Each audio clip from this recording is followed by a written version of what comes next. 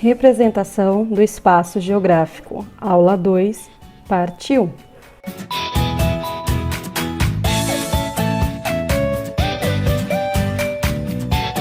Como vimos anteriormente, por meio dos estudos da cartografia, tornou-se possível representar os elementos que compõem o espaço geográfico. A transposição da realidade para um papel origina uma representação e para isso foi necessário estabelecer convenções cartográficas, códigos ou normas criadas pela necessidade de reproduzir com veracidade as características de um determinado espaço. Um mapa pode ser compreendido independentemente do país em que foi produzido, pois os códigos são aceitos internacionalmente. Globo terrestre. O planeta tem forma semelhante a um esferoide. Por isso, dizemos que a Terra apresenta o formato geoide. Geoterra, oide, forma. A superfície terrestre pode ser representada em um modelo tridimensional, denominado globo terrestre. É a forma mais fiel da Terra, ainda que o planeta não seja uma esfera perfeita. Permite a visualização dos continentes e dos oceanos em sua forma aproximada, mas não é possível ver toda a superfície do planeta simultaneamente, já que apenas uma face pode ser observada de cada vez e apresenta uma escala pequena, ou seja, poucos detalhes da superfície terrestre, que também dificulta a localização de lugares. Planisfério. O planisfério foi criado para compensar parte dessas desvantagens. Trata-se de um mapa que representa toda a superfície da Terra em um plano, permitindo a visualização de todos os continentes e oceanos ao mesmo tempo. No entanto, também apresenta poucos detalhes da superfície terrestre. Projeções cartográficas. Como é possível projetar a superfície terrestre em um plano? Esse foi um grande desafio encontrado pelos cartógrafos quando realizaram a transposição do globo terrestre para a superfície plana. No entanto, como se trata de representar uma superfície tridimensional para um formato bidimensional, distorções do tamanho e do formato dos continentes e dos oceanos foram observadas. As projeções cartográficas foram criadas para minimizar as deformações em um mapa, o que permite representar a superfície esferoide da Terra sobre a superfície plana. Existem 3 tipos básicos de projeções que priorizam a representação das formas dos continentes ou de seu tamanho. Quanto mais próxima estiver a superfície projetada em relação ao plano, menos será a distorção da superfície. A escolha do tipo de projeção dependerá do uso do mapa. As projeções de 2 cartógrafos ganharam visibilidade no espaço mundial, Mercator e Pires. Trata-se de 2 projeções cilíndricas, mas apresentam características diferentes. Enquanto a projeção de Mercator prioriza a forma dos continentes, Peters se preocupou em conservar a proporção real entre as formas dos continentes. A projeção de Mercator prioriza a forma dos continentes, mas a área se torna maior na medida em que se afasta do Equador, enquanto a projeção de Peters conserva a proporção do tamanho dos continentes, mas altera o seu formato, o conceito da Terra redonda. Alguns livros de história indicam que antes da viagem de Colombo, em 1492, acreditava-se que a Terra fosse achatada e que o navegador teria provado o contrário. Em verdade, há muitos séculos antes se sabia que a Terra era redonda, pelo menos entre os letrados. A viagem de Colombo foi um célebre desafio histórico do conceito da Terra esférica. Entretanto, o desafio mais importante desse conceito foi o contorno do Cabo Borrador, no atual Saara Ocidental, pelo navegador português Gil Yanes em 1434. Yannes não queria dobrá-lo, mas foi forçado pelo infante Dom Henrique. Historiadores atribuem o medo aos monstros e a mitos, mas acreditam que o problema estava no conceito da gravidade. Os navegadores simplesmente acreditavam que poderiam cair no espaço em torno daquela latitude. Sabia-se que a Terra era redonda, mas se pensava que só se podia habitar o topo dela. A teoria geocêntrica garantia que a Terra estaria parada. Quando Colombo decidiu por sua vez, os portugueses já haviam dobrado o Cabo da Boa Esperança em 1488. Aí ficou óbvio que ninguém iria cair no espaço. Os portugueses teriam, assim, desmistificado a questão da gravidade, que finalmente encontrou a ciência no século XVII com Isaac Newton. O que é mapa? É uma representação gráfica dos elementos presentes na superfície terrestre, naturais ou sociais, sobre qualquer suporte plano. Além disso, o mapa é uma das mais antigas formas de representação da humanidade, que tentava reproduzir os processos conhecidos por meio de desenhos produzidos em argila, madeira, peles de animais, rochas e outros meios. As características naturais e sociais podem ser representadas em um mapa. Desse modo, os mapas são divididos em diferentes grupos, dos quais podemos destacar 3: mapas políticos, mapas físicos e mapas temáticos. Os mapas políticos, como observado aí na sua tela, mostram a divisão político-administrativa de um território em países, estados, municípios e etc. Os mapas físicos representam elementos naturais, como as formas de relevo, altitudes do terreno, presença de corpos d'água e etc. Já os mapas temáticos apresentam fenômenos sociais diversos, como a distribuição da população, a presença de recursos minerais, a expectativa de vida em um país, renda per capita de uma região ou país, entre outros. Os principais elementos de um mapa. A leitura de um mapa envolve a identificação de seus principais elementos que devem estar presentes em qualquer tipo de mapa, segundo os critérios estabelecidos pela cartografia. Bom, eu tenho aqui um mapa político do Brasil.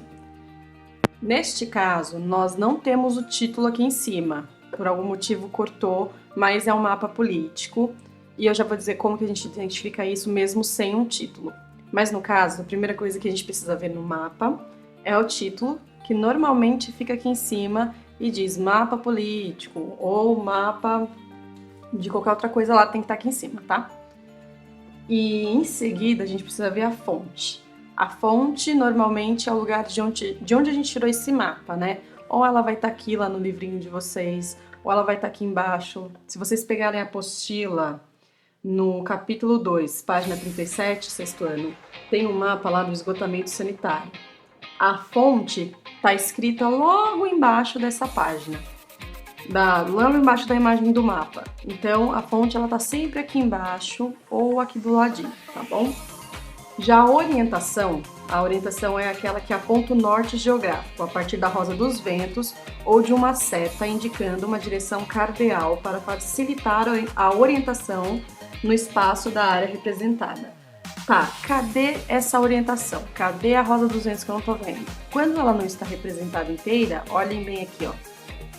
Nós temos uma seta que está mostrando o quê? O norte geográfico. Ok? Tem um Nzinho aqui, tem uma das aparas cardeais aqui que aponta para o norte. A coordenada geográfica, elas vão indicar as medidas em graus dos paralelos e dos meridianos. E aí já deixa fácil para a gente localizar o espaço da área representada. Cadê isso que eu não tô vendo, professora?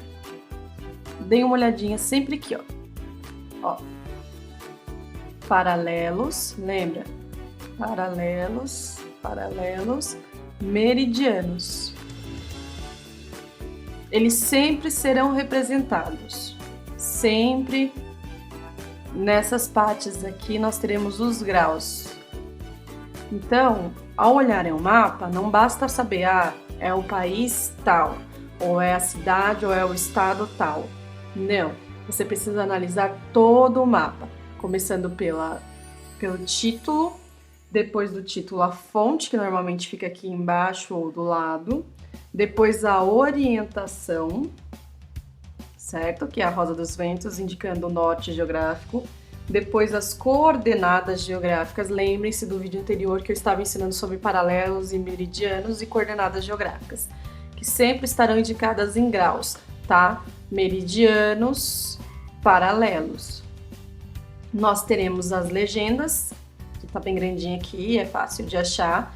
E aí nós temos as regiões separadas, né? O legal da legenda é que ela separa tudo, ela vai desmistificar tudo no mapa. Aqui na cor lilás nós temos a região sul, numa cor rosinha mais clara nós temos o sudeste, o norte ele está identificado pela cor verde e assim vai por diante, tudo bem? Aqui nós temos uma linha, quando vocês virem esse traçado aqui, nós temos os limites dos municípios. Veja, limites dos municípios, são linhas traçadas.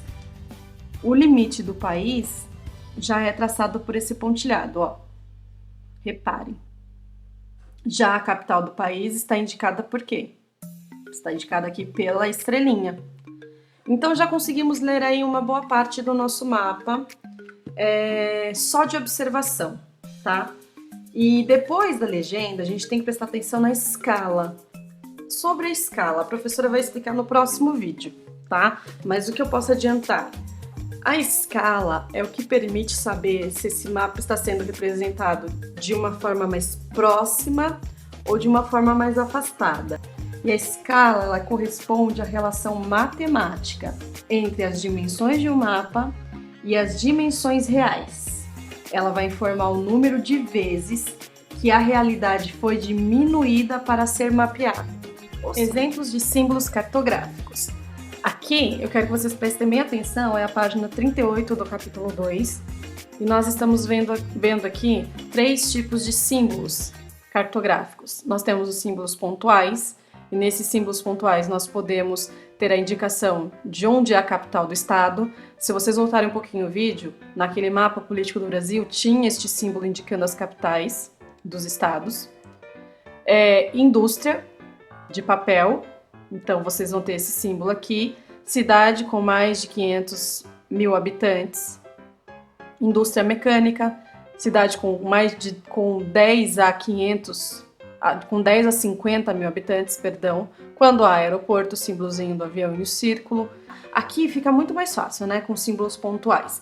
Agora, símbolos lineares são mais difíceis, né?